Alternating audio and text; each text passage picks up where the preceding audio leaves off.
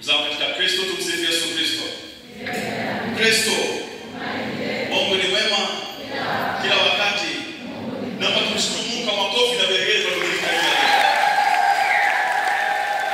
Leo tunamshukuru Mungu hiki kwa sababu Dominika nini?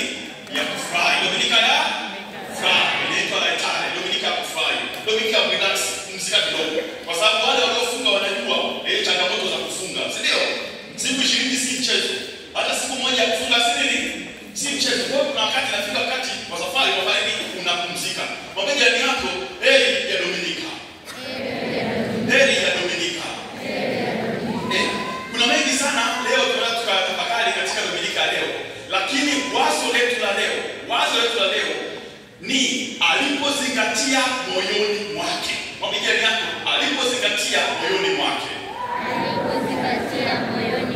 Alipozingatia moyoni mwake. Ndugu zangu, nataka niwaambie kitu. Haya leo ambayo tunasema naomba uzingatie moyoni mwako. Kama huyu alipozingatia moyoni mwake. Na mjue kabisa baada ya kuzingatia mabadiliko makubwa yalitokea katika safari yake ya maisha. Somo la kwanza linatoka kitabu cha Yoshua, ile sura ya 5 aya ya 9a na ile aya ya 10 hadi ya 12. Ni somo linalofuata baada ya mtiririko au hii kitabu, baada ya mtiririko wa vitabu 5 vya Musa. Kinafuata hii kitabu cha Yoshua. Kinaeleza historia ya wana wa Israeli kwa maongozi au mkono wa huyu Yoshua mwana wa Nuni. Kinaeleza historia ya wana wa Israeli vile vile kutoka katika ukingo wa mto Yordani, walivuka wakiwa pakavu mto Yordani mpaka kuingia nchi ya ahadi, kuivamia, kuitawala na kuigawanya chini ya huyu jemedari au shujaa kiongozi aliyekuwa nani? Yoshua. Sasa naomba niwaambie, somo tulisikia leo hili, wana wa Israeli walikuwa sehemu inaitwa Gibea Haaroti. Hapa walikofika wakafanya kitu ambacho kwa kinaitwa kitamaduni hivi. Walifanya kitu cha tohara. Wanaume walitahiriwa kuingizwa katika au kupewa hali ya kuwa kweli wana wa Israeli na kuondolewa aibu yao. Na ndio maana somo linaanza hivi, linasema hivi, naomba nirudie uweze kuelewa vizuri. Bwana akamwambia Yoshua, siku hii ya leo nimeiviringisha hiyo aibu ya Misri itoke juu yenu. Maana yake amewapatia hadi ya kuwa taifa teule, amewapatia hadi ya kuwa Waisraeli kwa kufanya hili kitu cha kitamaduni. Baada ya hiyo sasa, wana wa Israeli wanazingatia historia yao ya maisha. Wanakumbuka walikotoka, wanakumbuka walipo, wanaangalia kila kitu, historia yao. Wanafanya kitu kikubwa sana. Kwa mara ya kwanza katika nchi ya ahadi wanafanya sikukuu ya Pasaka. Wanafanya siku ya nini? Ya Pasaka. Ndio hiki tumekisikia katika hili somo. Kwa mara ya kwanza hapa watu wanakumbuka kwa Mungu amewatolea aibu, amewatoa utumwani Misri, amewavusha bahari ya Shamu, amewalinda usiku na mchana, wapigania dhidi ya wapinzani wao. Wanafanya siku ya nini? Ya Pasaka kwa kumshukuru Mungu. Sasa wako nyumbani. Naomba tuelewe hiyo. Sasa wakiwa nyumbani, maana inakoma. Utasoma vizuri kitabu utaelewa vizuri. Wakiwa nyumbani sasa baada ya kufika nchi ya ahadi, maana inafanya nini? Inakoma. Sasa wanaanza kulima katika ile nchi yao. Naomba niwaambie kitu ili muweze kuelewa hapa. Walipokuwa njiani au jangwani, walipiganiwa, walilishwa, walinyweshwa. Nadhani nakumbuka, si ndio? Ila tu baada ya kufika nchi ya ahadi, kinafanya nini? Kikakoma. Ukiwa katika nchi ya ahadi, wewe si mtumwa. Sasa unatakiwa utumie akili yako, nguvu zako, utashi wako kufanya nini? Kazi na kuzalisha. Naelewa kuna Wakristo wengi wanapenda kuishi kama watumwa. Yaani wanalia Mungu awape kila kitu bila kutumia akili. Ukiwa katika nchi ya ahadi, maana inafanya nini? Inakoma. Kwa hiyo muda huo ni muda wa wewe kutumia akili, uwezo na Mungu alizokupa kuanza kuchakata ardhi, kuanza kuchakata madini chochote kile ili uweze kujikwamua kimaisha. Muda wa kulinda na kuomboleza unakuwa umeisha. Naomba tuelewe hilo. Sasa kikubwa hicho ni somo ambalo lazima tutafakari siku nyingine, lakini leo wamezingatia, wanamshukuru Mungu kwa kufikisha nchi ya nini? Ya ahadi, kwa kufikisha Kanaani, kwa kufikisha nyumbani. Somo la pili, waraka wa pili wa Mtume Paulo kwa Korinto, ile sura ya 5 aya ya 17 mpaka 21 inaeleza makubwa sana. Huu waraka uliandikwa Paulo akiwa Macedonia baada ya kutoka Efeso. Inasemekana ilikuwa ni kipindi cha majira ya kipupwe, mwaka 57 baada ya Kristo. Somo la kwanza tulisikia ilikuwa ni mwaka karne ya 13 kabla ya Kristo. Lakini somo la pili ilikuwa ni mwaka 57 baada ya Kristo. Paulo anajaribu kueleza kwa Korinto mafundisho yake na juu ya utume wake. Leo anakumbusha na kuambia kwamba ukiwa na dhambi au ukiwa mdhambi unalitenga, unakuwa mbali kabisa. Lakini ukiungama, ukatubu, ukamrejea Mungu, unakuwa nyumbani, unakuwa karibu na Yesu Kristo. Yeye huyu aliyejifanya mdhambi pasipo dhambi ili atuite sisi tulio dhambi karibu na Mungu, atukaribishe nyumbani. Ndio hiki anachokisimulia. Tunaalikwa wote kukumbuka kwamba Kristo anatuita. Kristo alikuwa kwa dhambi zetu. Kristo yuko radhi kutupokea, turudi wapi? Nyumbani. Na ndio hicho tunakisikia katika somo la Injili. Injili ambayo tumeizoea sana. Huwa tunapenda kuita Injili ya mwana mpotevu. Sio? Tumesikia katika wimbo. Wengi ukisikia kwa Injili ya mwana mpotevu. Lakini naomba niwaambie kitu tofauti hapa. Ukweli ukisoma utagundua kwamba huu mwana mpotevu ni basi kwa sababu ni story ndefu. Lakini nyuma ya pazia iko hivi. Naomba niwaeleze sasa ili muweze kuelewa nyuma ya pazia kwa nini tunakosea kuita Injili ya mwana mpotevu. Mtagundua mwana mpotevu ni nani?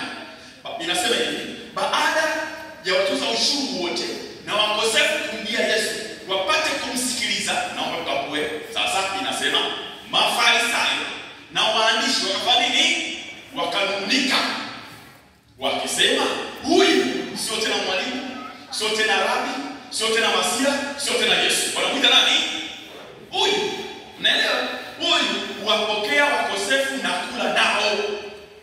Yaani kwa hadhi yake huyu astahili kufanya hiki anachokifanya, kukaa pamoja na hawa.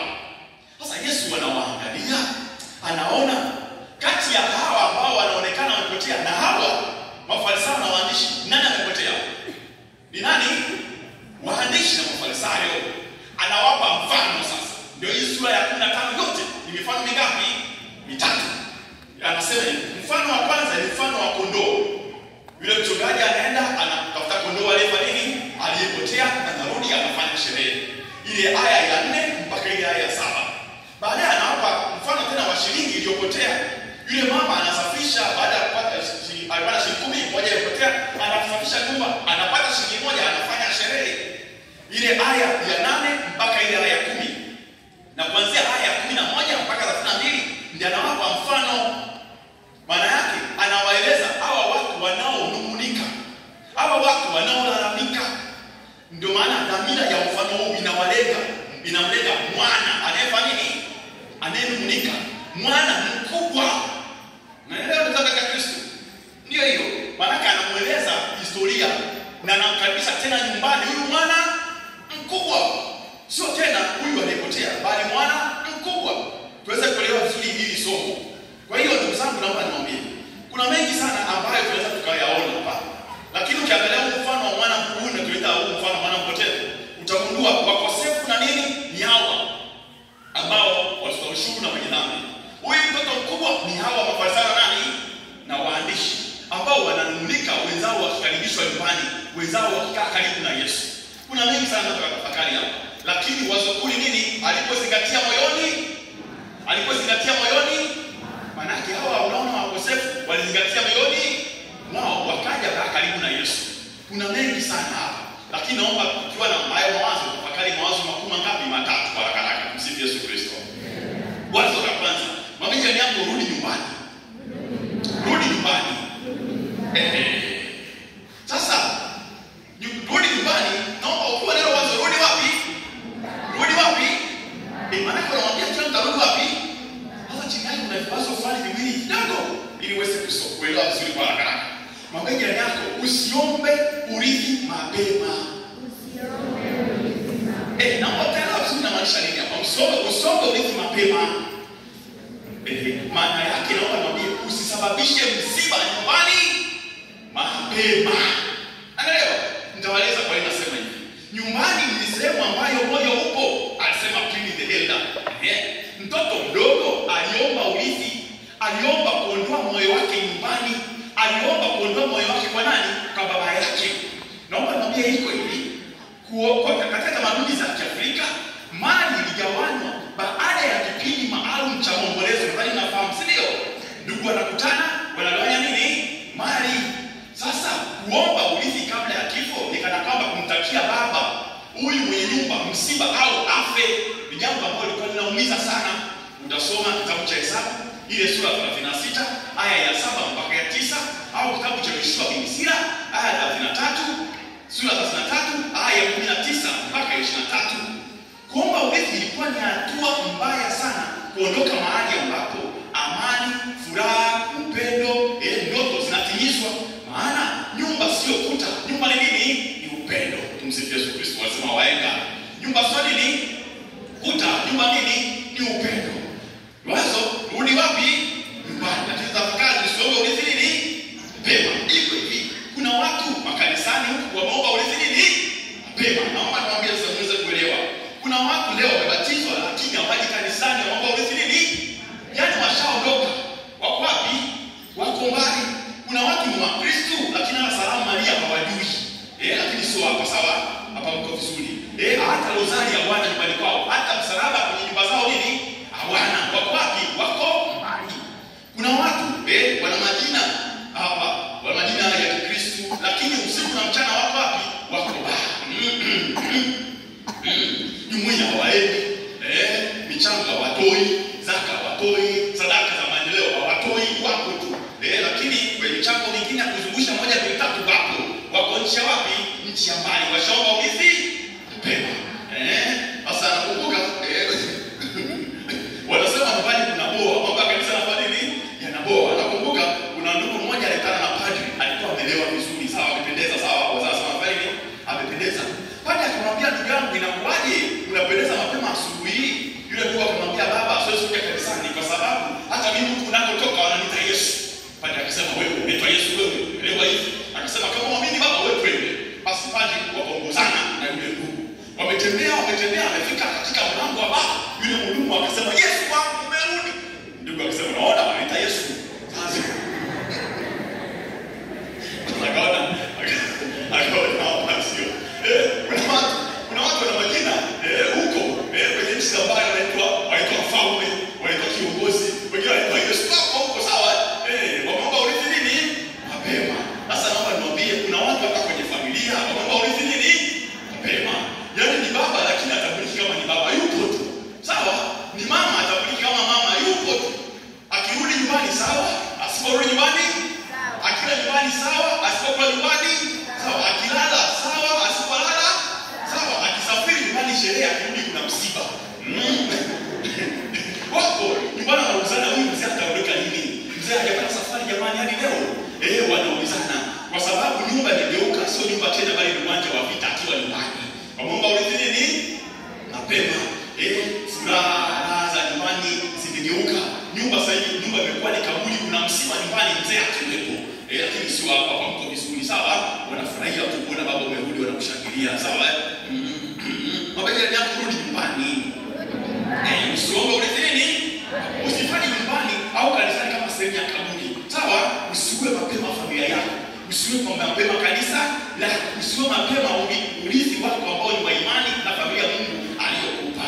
Sasa ukiwa na wazo hilo, naomba chini yake na kawazo kadogo, mwambie nako usisubiri njaa kula maganda na kuchunga nguruwe. Usisubiri njaa kula maganda na kuchunga nini? Naomba niambie, kuchunga nguruwe tulichokisikia katika hili somo, ili kwa mataifa katika nchi ya wapagani ingalikuwa ni kitu fulani cha kudhalilika sana kwa Myahudi kukifanya. Yaani Myahudi kuchunga nguruwe ni jambo la kudhalilisha nini? Sana. Utasoma kitabu cha Mambo ya Walawi ile sura ya 11 aya ya 7. Lakini huyu kijana hakuwa na namna, waenda anasema njaa mwana haramu. Njaa haina adabu, njaa ikupiga sheria zote zinakoma. Unaelewa? Ilibidi afanye. Naomba niwaambie wale watu wote ambao wako mbali, ambao wako wapi? Wako walioomba urithi, waliosababisha msiba, ipo siku isiyo na jina njaa itakupiga. Sawa? Naomba niwaambie ukweli. Ipo siku huko uliko njaa itafanya nini? Itakupiga. Wewe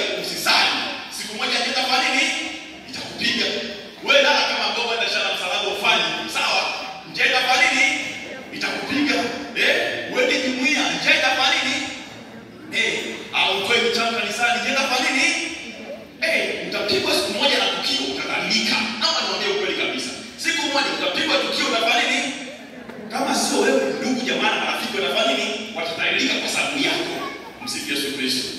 Naomba usubiri nini? Usubiri njaa. Rudi wapi? Katika jamii naomba niwaambie kitu. Hauhudhurii misiba ya watu. Wewe uko tu na maisha yako. Siku moja inaenda fariki, itakupiga utadhalilika. Daftari la michango linapitishwa katika jamii. Sio mnafanya hivi, sio? Mtu achangi chochote, yeye yupo na maisha yake.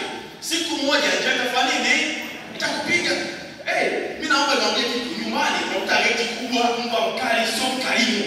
Umefunga geti. Siku moja inaenda fariki, itakupiga, milango itafunguka hiyo. Mageti yatafunguka hayo kwa sababu nini? Ya njaa. Usisubiri njaa kuwa mkarimu kwa watu wanaokuzunguka katika maisha ya kijamii. Kabla njaa kwa nini? Haijakupiga. Katika familia wewe utafanya mali sasa hivi. Njaa kwa nini? Itakupiga. Una unachowaza juu ya uwekezaji wa watoto na familia. Njaa kwa nini? Itakupiga. Nyumbani ni kitunguu maji. Ukitokea watu wanalia. Njaa kwa nini? Itakupiga. Ipo siku utafanya nini? Utadhalilika. Utamuita mwanao yule ambaye hujamsomesha. Utamuita mke yule ambaye hujamtunza. Utaita mume umemwona takaramu sasa hivi. Njaa kwa nini? Itakupiga. Usisubiri njaa. Mwambie jirani urudi nyumbani. Unajua kwa sababu gani naomba niwaambie? Ukiwa haupo nyumbani, utajiunga na wenyeji wengine. Wenyeji. Watu wazima naomba mnielewe wenyeji. Wengine. Wamama. Wengine. Sio unanielewa? Baba. Wengine. Sawa. Utajiunga na makanisa. Unanielewa? Tumsifu Yesu Kristo. Utajiunga na madanga. Wengine watakulisha matango pori. Sawa. Hayo ndo maganda hayo. Watakulisha matango. Utapakatwa hii utakuwa mke wako mchawi. Nasema sawa. Utaweka kwenye sufuria au kwenye beseni na ukishua. Sawa. Utaona mke wako akufaa hata siku moja. Bora usikutane naye. Utalishwa hivi maganda unalishwa vitu vya ajabu kabisa. Sawa? Tumsifu Yesu Kristo. Naomba niwaambie watakufanya uone familia yako mbaya, mtoto wako wabaya, ukatoliki wako mbaya, hauna maana, umeraniwa. Lakini hapo ujue unadhalilika. Utafanya nini? Utadhalilika. Mwambie na rudi nyumbani sasa. Rudi nyumbani sasa. Usubiri kudhalilika, sawa? Usubiri kwa nini? Usubiri kudhalilika. Hayo tambua. Zingatia wapi? Zingatia moyoni. Zingatia usisubiri kudhalilika. Zingatia kwamba hapa ninakoelekea. Ipo siku sio na siku njema kwa nini? Itanipiga utadhalilika. Basi sasa kabla sijadhalilika wacha nirudi wapi? Naomba mwelewe sasa. Wale waliopotea. Lakini kuna wale wako nyumbani lakini wamepotea. Na leo kuna wale wako nyumbani lakini wafanya nini? Wamekuja na kusipotelea nyumbani. Usipotelee nyumbani. Huyu ni mwanamkubwa yuko nyumbani lakini wafanya nini? Amepotea. Wanasema kukaa kwenye maji sio kuwa msafi. Kukaa kwenye maji sio kutakata. Wamepotelea wapi? Nyumbani. Baba anamkumbusha yule mkubwa kwamba mwanangu umekuwa pamoja nami siku zote. Yote nilivyo navyo ni vyako. Ile haya ya 31. Huyu alikuwa nyumbani lakini amepotelea wapi? Yuko nyumbani lakini afaidi matunda wapi? Nyumbani. Naomba niwaambie, unaweza kuwa kanisani lakini umepotelea wapi? Kanisani. Au faidi matunda ya kanisani. Dominika inakuja leo hata nia misa huna. Naelewa? Yeye unakuja tu afu unaondoka hivyo. Sawa? Au jamulia chochote mbele ya Mungu, unatoa sadaka yako kama kawaida. Yaani wewe maisha yako nini kama kawaida. Sawa? Umepotea wapi? Au wachi matunda ya kuwa wapi? Kanisani. Unaweza kuwa Mkristo lakini mawazo yako yako mbali, tabia zako ziko mbali, sakramenti uko wapi? Mbali. Au faidi matunda ya kuwa nyumbani. Unajua kama umetengwa hivi. Na neno la katika Kristo hapo. Kwa sababu nimesema kukaa kwenye maji sio fanya nini? Utakata. Unaweza ukawa nyumbani kwenye familia lakini upotelea wapi? Nyumbani. Yaani nyumbani kwako hauishi kama uko nyumbani. Yaani hauishi kama una mume, hauishi kama una mke, hauishi kama una upendo. Yaani wewe uko wapi? Yaani upo tu. Unaelewa? Lakini sio hapa uko vizuri sawa. Hapa nyumbani uko vizuri ya kuishi hicho kitu. Ni maana mtu akikukaribisha anakuambia feel at home. Jisikie wapi? Jisikie nyumbani. Kwa sababu unaweza kukaa nyumbani lakini ujisikii. Hapo unaona unasema huyu mtu naye hapa. Afi tu.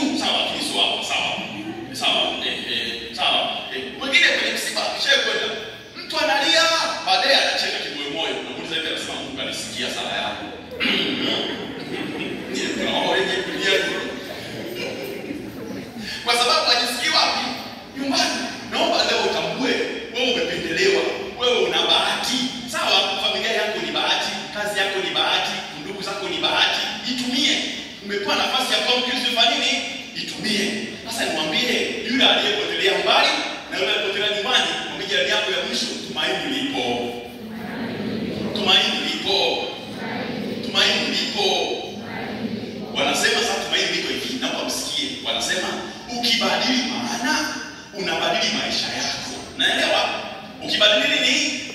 Maana unabadili maisha. Sasa kijana huyu aliyekuwa amepotelea mbali alibadili maana ya nyumbani. Naomba muelewe kitu. Mwanzoni aliona nyumbani kubaya, nyumbani hapakaliki, nyumbani hakuna maendeleo, nyumbani hakuna vyanzo vya pesa, nyumbani hakuna anasa, nyumbani hakuna starehe, nyumbani hakuna raha, nyumbani baba mkali. Akafanya nini? Akaondoka. Alipokuwa huko, njaa ikamfanya aanze kuzingatia wapi? Moyoni. Njaa ikamfanya abadili maana ya nyumbani kwa kulinganisha alipo na wapi? Nyumbani. Akawaza, si watumishi wapo?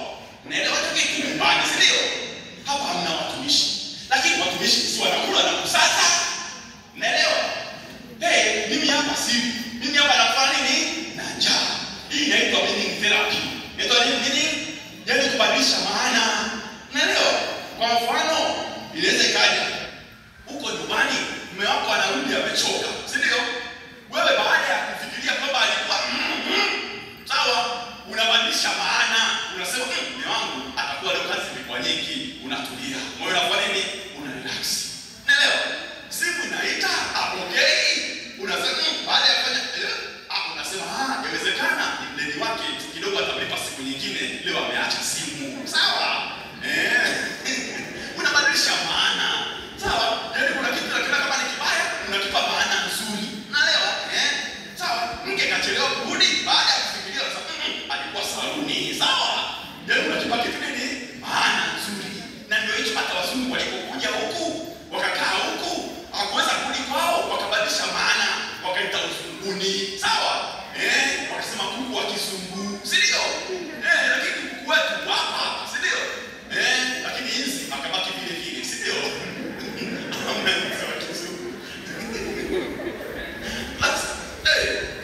Sasa naomba katika maisha yako ili uweze kurudi nyumbani, badilisha maana ya nyumbani. Badilisha maana ya nini? Ya nyumbani. Kwamba tumaini lipo. Sasa akizuri alipoamua kurudi, kuna mambo mazuri yalitokea. Baba ndio alikuwa kwanza kumuona akiwa wapi? Mbali. Naomba tukumbuke hiki kitu. Baba alikuwa akiwa wapi? Mbali. Baba alikuwa na hamu ya kumuona. Alikuwa anataka nini? Ya kumuona. Alikuwa kila siku anaangalia mwanangu atarudi lini? Mwanangu atarejea lini? Aliamini amekufa. Alikuwa anatamani kumuona cha kwanza. Baadaye baba alikashikwa na huruma. Baba alikuwa na nini? Na huruma. Huyu mtoto aliporudi nyumbani, baba akakimbia kumkumbatia na kumbusu. Busu ni alama ya upatanisho. Busu ni alama ya kukaribishwa na kupokelewa tena. Waraka wa kwanza wa Paulo kwa Korinto, ile sura ya 16 aya 20. Baba hakushughulika na mali iliyopotea, alishughulika na mtoto aliyefanya nini? Aliyerudi. Mtoto alisema, baba yangu usistahili. Lakini naomba niwaambie, haya maneno mtoto aliposema baba asistahili, baba akujibu. Baba afanya nini? Akujibu. Baba akusikiliza. Akasema, mleteni roho. Maana yake mrudishie mtoto wangu hadhi yake. Ile kitabu cha Mwanzo sura 37 aya 3. Akasema tena, mleteni pete. Pete ni alama mamlaka na kurejeshwa upya na kurejeshwa upya katika familia. Kitabu cha Mwanzo sura ya 41 aya 41. Akasema, mwanangu mvikeni viatu. Viatu ni alama kwamba huyu mwanangu sio mtumwa. Anafikiria kuwa mtumwa lakini sio mtumwa. Maana yake watumwa na wenye dhambi walikuwa wanatembea peku. Utasoma kitabu cha pili cha Samueli ile sura 15 aya 30. Tumaini lipo, tumaini lipo. Kumbuka leo hii wapi? Nyumbani. Rudi wapi? Nyumbani. Tumaini lipo. Rudi kanisani. Kumbuka furaha ya ndugu jamaa na marafiki wakati unabatizwa. Wakati unapokea sakramenti ya kipaimara, komunio, wakati unafunga ndoa, kumbuka wapi? Nyumbani. Rudi wapi? Nyumbani. Kumbuka ile siku ambayo unapata barua ya kazi. Leo kazi unaona kama haina maana. umetoka kazini, furahia na kumbuka rudi wapi? Nyumbani. Ili kumbuka ile siku uliposikia habari za mtoto wako kama mkao kajifungua, lakini leo unaona kama na maana. Kumbuka rudi wapi? Nyumbani. Wanakusubiri wapi? Nyumbani. Kumbuka ile furaha ulipomwona na kutazama mke wako, ukasema malaika wa Bwana alipasha habari Maria, sasa namuona ndio huyu hapa. Si ndio? Tumsifu Yesu Kristo. Ulipomwangalia ukasema ukamshukuru Mungu umeumba. Sawa? Ukafunga naye ndoa, mkashangilia, mkafurahi. Si ndio? Kumbuka wapi? Nyumbani. Mke wako anakusubiri. Na ndugu zangu, rudi wapi? Nyumbani. Kumbuka ile furaha. Umeenda mbali na uso wa Mungu, rudi. Sawa? Umeenda mbali na familia yako, fanya nini? Rudi. Umeenda mbali na ndugu na jamaa zako, fanya nini? Rudi. Umeenda mbali na wewe mwenyewe. Unajua kuna saa unaweza kufanya tukio mpaka ukiogopa. Ndio kuona hicho kitu.